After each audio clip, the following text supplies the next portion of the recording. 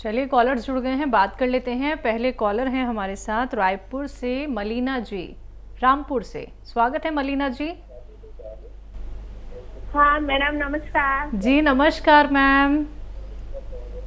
और कैसी है आप? हम ठीक हैं, आप कैसी हैं? मैं तो ठीक हूँ, ठीक है, तो इसीलिए बात करूँ। डॉक्टर साहब नमस्कार। जय हिंद, स्वागत है आपका। जी मलीना जी। हाँ डॉक्टर साहब, आपने वो हाथ की जो झंझनाहट थी, तो आपसे मैंने शिकायत करा था, तो आपने कहा ये जो है गर्दन की, एक तो गर्दन की भी दर्द है, तो उसको एक्सरसाइज आपने दिखाया।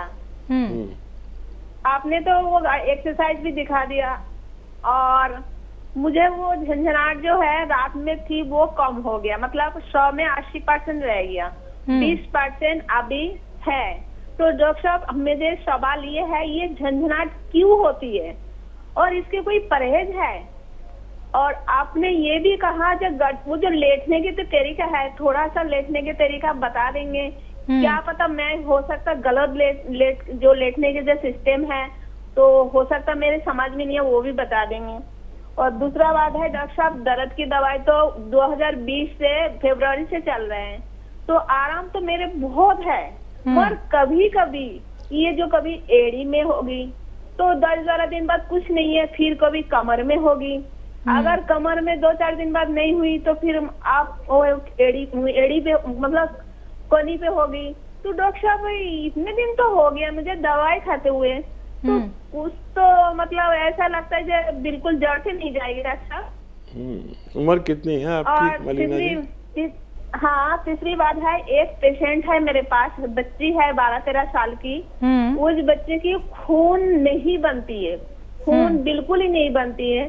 तो मुझसे वो शिकायत कर रहे थे, जब मैंने बहुत दवाई खिलाया तो कोई आराम नहीं है। आपकी जो डॉक्टर साहब है, मैंने आपकी नहीं, आपके सब लोगों की है डॉक्टर ये, तो आप ही बता दें उस बच्चे को खून क्यों नहीं बन रहा है, और खून बनाने के लिए कोई और रास्ता है, या कोई खाने पीने की तरफ कुछ, या कोई दवाई है, तो वो भी बता देंगे डॉक्टर साहब।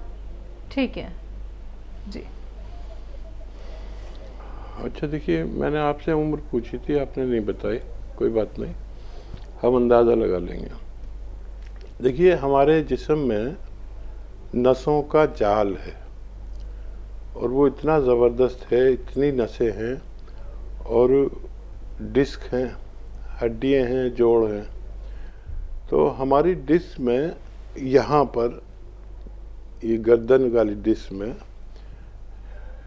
कुछ रगें दब जाती हैं, जिसकी वजह से सर में दर्द होता है, चक्कर आते हैं, कभी कभी बॉडी में दर्द होता है, कभी झंझनाहट होती है हाथ में। तो मैंने जो एक्सरसाइज आपको बताई, ये उससे आपको फ़ायदा हुआ। 20% रह गया, हो सकता है आने वाले 1-2 महीने में ठीक हो जाए। एक्सरसाइज आप ईमानदारी से करिए, और सर्वाइकल में लेटने बैठने की एहतियात, एक तो हम ऐसे बेड से लग के लेट जाते हैं, कुछ पढ़ने लगते हैं, और ये सारा जोर इस पे पड़ता है हमारे सर पर, ये पीछे के हिस्से पर, वो डिस्क पर पड़ता है, तब भी हम इस रोग को दावत देते हैं। और वज़न उठाने से भी इस रोग में फ़र्क पड़ता है, ज़्यादा हो जाता है। और औरतों को तो, महिलाओं को बहुत काम होते हैं घर के, झाड़ू पोंछा, इन सब से भी इस पर इफ़ेक्ट होता है। और किसी को जल्दी फ़ायदा हो जाता है यूनानी में, किसी को बहुत टाइम लगता है। लेटने बैठने की एहतियात ये है कि जब सीधा लेटें आप, तो तकिया ना रखें, ऐसे ही लेट जाएं सीधे। और जब करवट में लेटें, ये करवट में लेटें, तो अपने मोढ़े के बराबर तकिया रख सकते हैं, जितना आपका मोढ़ा, जैसे यूँ लेटते हैं ना, तो मोढ़ा टच होता है बेड पर, और ये ऐसे हो जाता है, तो ये ऐसे रहे, ऐसे इतना तकिया रखें, करवट में आप तकिया रख सकते हैं।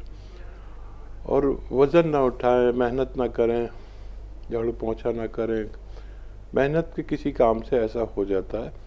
और जो टांगों में आपके दर्द या कमर में या एड़ी में जाता है, वो कमर के नीचे की डिस्क में नसें दबती हैं।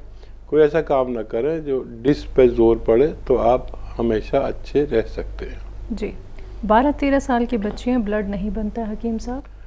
देखिए, ब्लड बनने की कई वजह होती हैं ब्लड ना बनने की। एक तो रोग होता है थैलीसीमिया। अगर थैलीसीमिया है तो अभी तक उसका रोग का इलाज किसी के पास मौजूद नहीं है। और वैसे अगर लीवर काम नहीं करता या थैलीसीमिया नहीं है, कोई और रोग है, तो उन सब रोगों का इलाज हो सकता है। ब्लड बनाने के लिए ये लाल लाल किस्म के जो फ्रूट आते हैं, जैसे सेब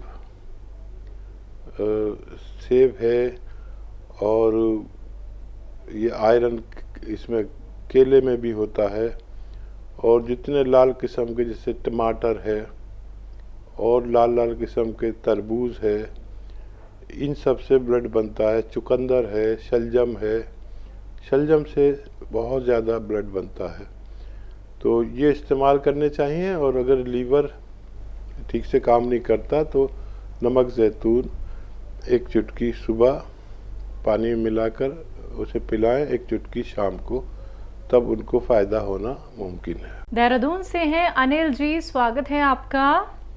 हेलो। Hello hello. जी जी, माफ़ कीजिएगा, सुनील जी, बताएं सर, सवाल करें। हाँ मैडम जी, नमस्कार। नमस्कार सर।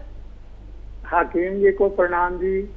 आदाब, जय हिंद, स्वागत जनाब, बताइए क्या सवाल। सर मेरा ये है कि जो मेरी बहू है उसको माइग्रेन की जो प्रॉब्लम है, उसको उल्टियाँ भी लगती हैं और पीला पानी पित्त जैसा मतलब बनता है, वो भी होती है उसको। तो उसको जैतून का सिरका दें या नमक जैतून दें जी? और दर्द के लिए क्या उसको काला गाउन दे सकते हैं जी? ठीक है सर। देखिए, जैतून का सिरका भी दे सकते हैं, लेकिन किसी किसी को जैतून का सिरका चलता नहीं। जिनको भी नज़ले खांसी की शिकायत होती है उनको नहीं चलता। तो अगर वो नज़ले खांसी की मरीज भी हैं तो जैतून का सिरका नहीं, जैतून का नमक दें, 2-2 चुटकी पानी में मिलाकर सुबह शाम, खाने से पहले भी दे सकते हैं, बाद में भी।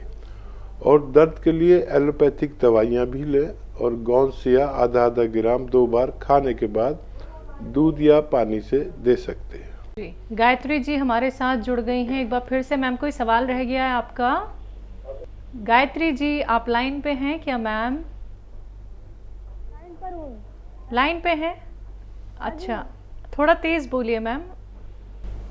ये पूछ रही हूँ मैं। हाँ मैं ये पूछ रही हूँ कि डॉक्टर साहब ने बताया है कि खसखस और आंवला और धनिया, लेकिन सर मैं ये पूछना चाहती हूँ कि मैंने ना सौंफ और खसखस और धनिया, इन तीनों चीजों का मिश्रण पहले बना चुकी हूँ मैं।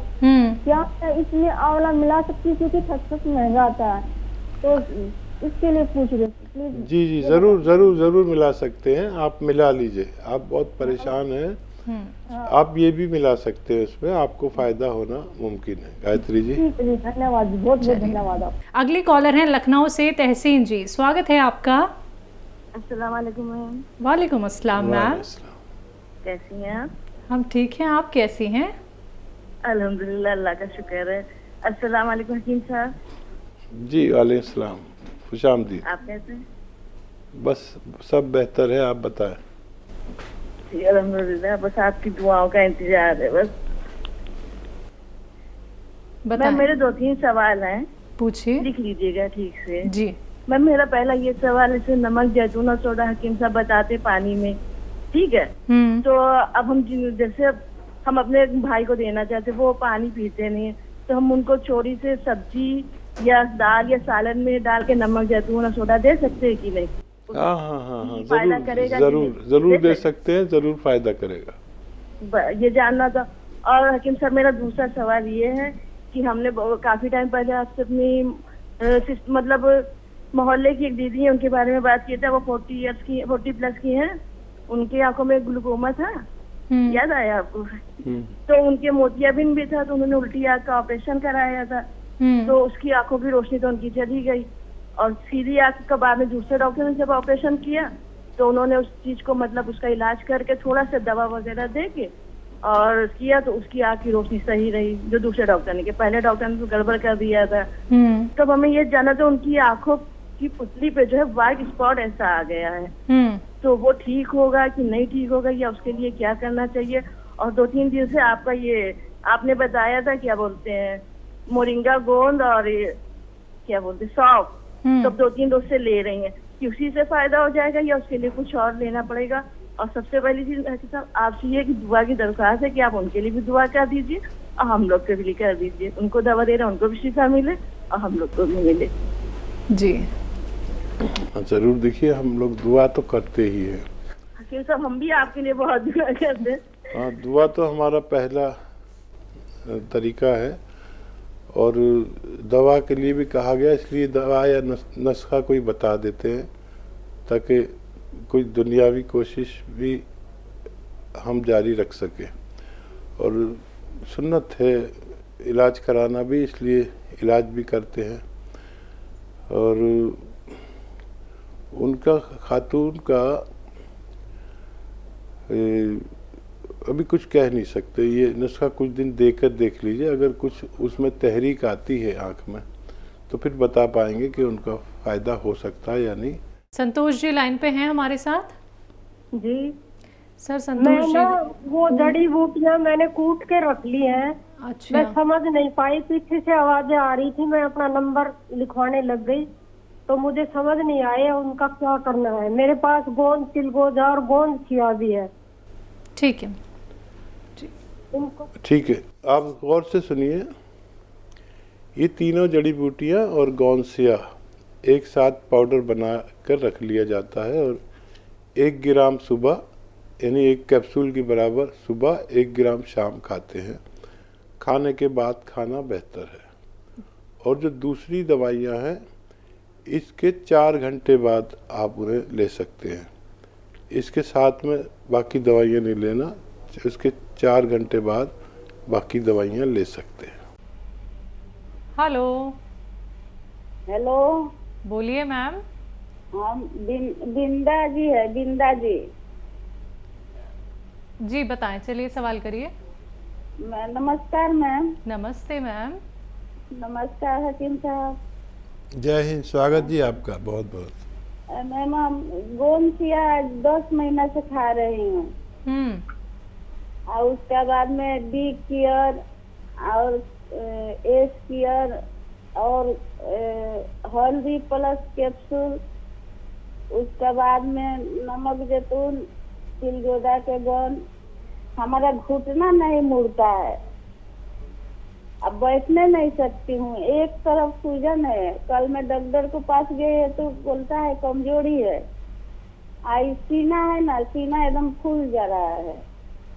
नमक जैतून भी खा रही हूँ, चिलगोजा के गोंद खा रही हूँ, 1 और कैप्सूल है। कुछ फायदा है आपको दर्द में? फायदा है सर, बहुत फायदा है। फायदा है तो भी तो हमको खा रही हूँ, लेकिन एक चीज कम है कि हमारा घुटना मुड़ता नहीं है। आई घुटना मैंने इतना कमजोर हो गया है ना कि थोड़ा सा भी लगता है ना पैर में तो मैंने जान निकल जाता है। जी सर हमको कोई और बताइए, हमको अच्छा कीजिए, हम बहुत परेशान है सर। ठीक है, और देखिए फायदा है, और अभी तक ठीक नहीं हुआ है। तो जिन लोगों को फायदा ना हो वो गौंसिया अगर खाते हैं तो 1 बार खाते हैं तो 2 बार खाने लगे, और 2 बार खाते हैं तो 3 बार खाने लगे। 4-4, 5-5 घंटे के फ़र्क से। और मुझे उम्मीद है किसी को ज़्यादा देर में फ़ायदा होता है, किसी की कोई मरीज़ ऐसा होता है कि उसकी तकलीफ़ बहुत बड़ी होती है तो फ़ायदा तो होता है लेकिन बहुत देर में होता है। तो दवा तो आप सही ले रहे हैं, आप थोड़ा ज़्यादा वक्त में अच्छे होंगे। आप भरोसा रखें और इलाज करते रहें।